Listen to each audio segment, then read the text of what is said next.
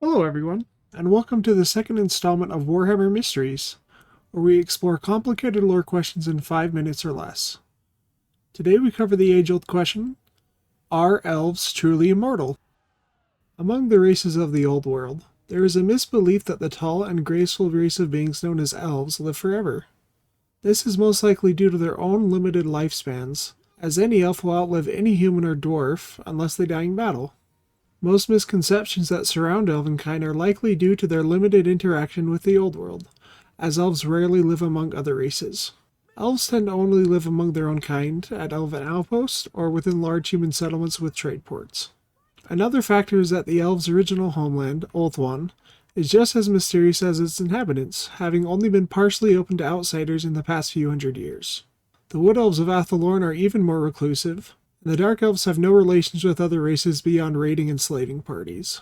Because of all of this, elves are a nearly unknown commodity. Much of what is known about elves has been learned from scattered elven ruins upon which many human cities have been built. Suffice to say, in-universe, very few know much about the elves outside of themselves. Are elves actually immortal? The short answer is no. Elves are not immortal, but the longer answer is more complicated than that. Even among those familiar with Warhammer lore, there is confusion on the topic because of characters like Malekith, Marathi, and Elithanar. These characters don't seem to age, some because of magic, like Malekith and Marathi, but a character such as Elithanar has no direct explanation.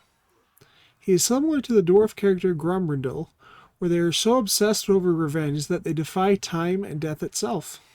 Another element that further complicates the situation is that elves don't age in the same manner as humans or dwarfs do. Much like human or dwarf children, elf children rapidly progress to physical maturity within the first 20 years of life, but afterwards is where it gets complicated. Elven juveniles are not considered to have reached adulthood until around 100 years of age, and it is at this point where elven biology diverges from dwarf and human physiology.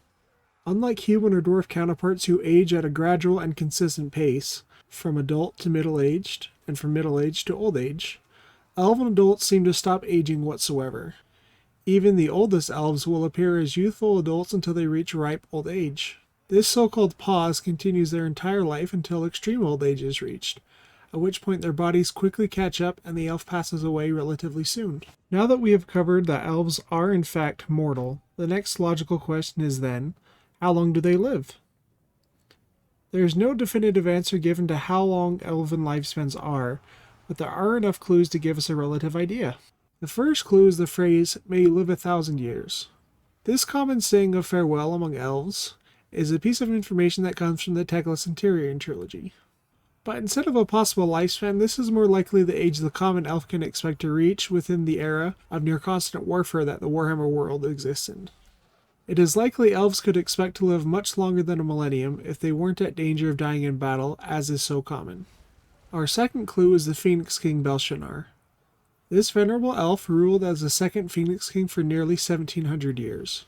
Before that, he had been a lieutenant of Anarion in the wars against the demons of chaos during the Great Catastrophe, and had led the elven kingdom of Tirnoch for an undisclosed amount of time, likely since its founding. This likely means he was already an elf of some repute and standing before being elected Phoenix King, making him most likely at minimum a couple hundred years old, but more likely around the 1,000-year mark. Belshazzar also showed no signs of reaching extreme age before he was assassinated by Malekith, so most likely he could have lived at least for several hundred more years.